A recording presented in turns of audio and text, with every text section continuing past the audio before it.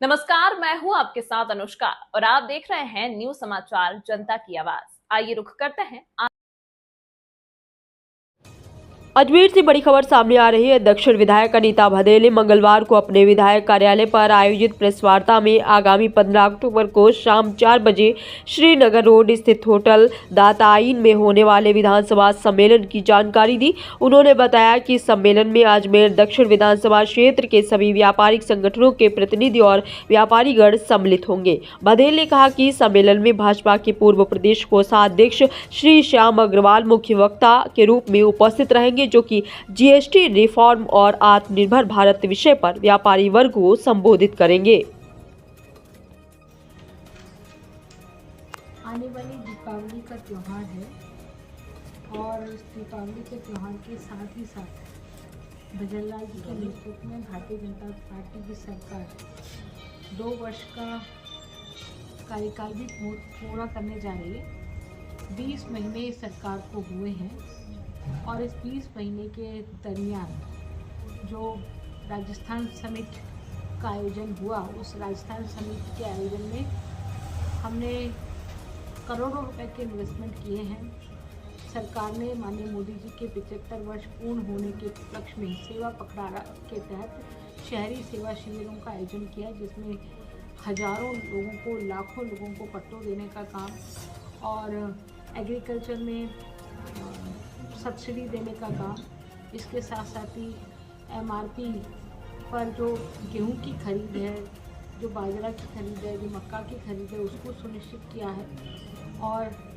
बहुत सारी योजनाओं में, चाहे महिलाओं के क्षेत्र में हो, चाहे बालकों के क्षेत्र में हो, चाहे युवाओं के क्षेत्र में, माननीय मुख्यमंत्री जी ने 4 लाख सरकारी नौकरियां देने का वादा किया था, जिसको पूरा करते हुए पूरे वर्ष भर आरपीएससी द्वारा जो कैलेंडर जारी किया गया, उस कैलेंडर के तहत हर महीना कोई ना कोई भर्ती निश्चित रूप से हो रही है और युवाओं को नौकरियां मिल रही है। जिस तरह से पिछले कार्यकाल में भ्रष्टाचार के द्वारा, पेपर लीक के द्वारा युवाओं के सपनों को तोड़ा गया, उनके सपनों पर कांग्रेस के अशोक गहलोत जी द्वारा जिस तरह से पानी फेरा गया, निश्चित रूप से हम ये कह सकते हैं कि भारतीय जनता पार्टी के कार्यकाल में इस पर बहुत बड़ा विराम लगा है। न केवल विराम लगा है, बल्कि हमने ऐसे अपराधियों को जेल के शिक्षों के अंदर बंद किया है, उनको दंड देने का काम किया है।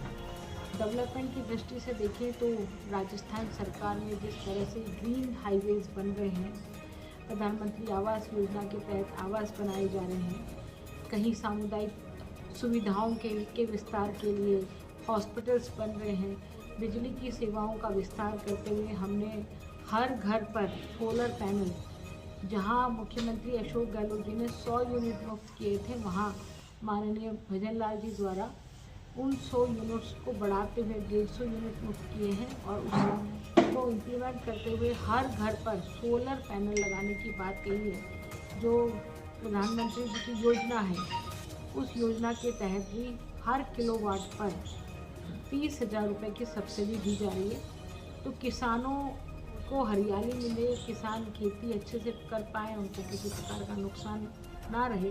उस बात की चिंता भी माननीय मुख्यमंत्री जी द्वारा की गई है। तो इस तरह से डेवलपमेंट को भी हमने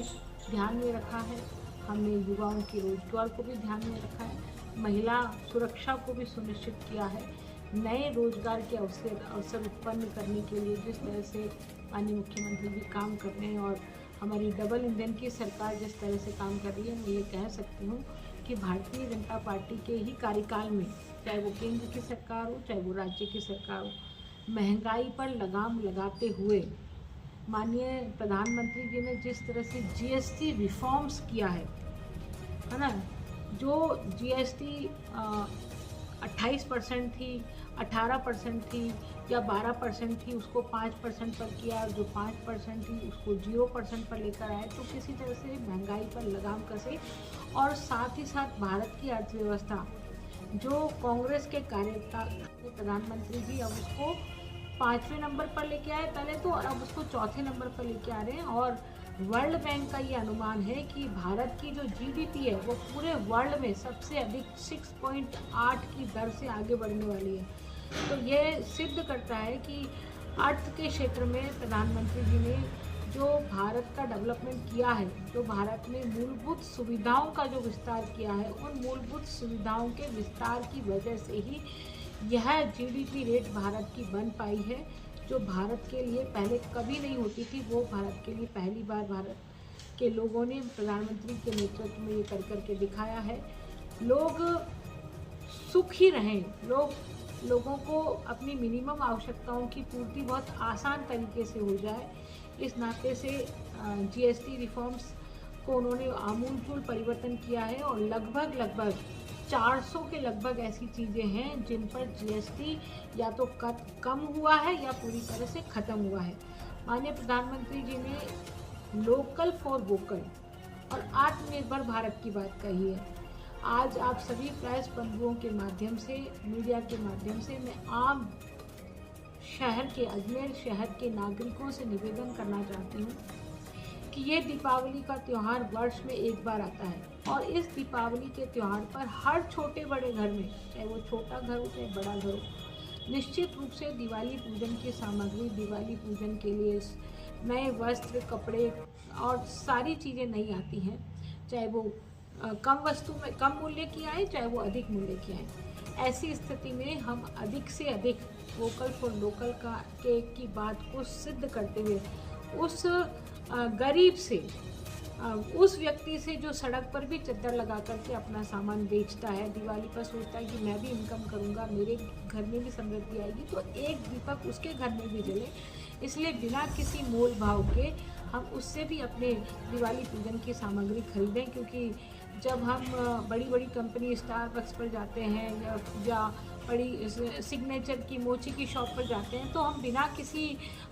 मोल भाव के जो रेट होता है उस रेट में हम खरीद के लाते हैं। लेकिन हम एक सड़क पर व्यापार करने वाले व्यापारी से, सब्जी बेचने वाले व्यापारी से, दीपक बेचने वाले व्यापारी से, मूर्तियाँ बेचने वाले व्यापारियों से मोल भाव करते हैं,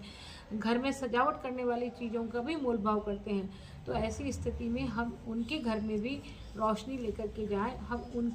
उनके घर में भी दीपावली मने, ऐसी कोशिश हमारी इस दीपावली पर है। सबको दीपावली की बहुत बहुत शुभकामनाओं के साथ पुनः मैं आपके माध्यम से एक बात और कहना चाहती हूँ कि कल अजमेर दक्षिण में इस जीएसटी रिफॉर्म्स को लेकर के व्यापारियों की एक बड़ी बैठक, अजमेर दक्षिण का विधानसभा सम्मेलन शाम को 4 बजे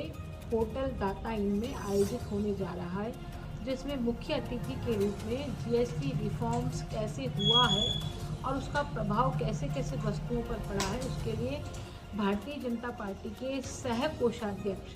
श्याम जी अग्रवाल का मुख्य उद्बोधन रहने वाला है। तो मैं हमारे व्यापारियों को भी निवेदन करूंगी कि अधिक से अधिक संख्या में उस कार्यक्रम में पहुंचें और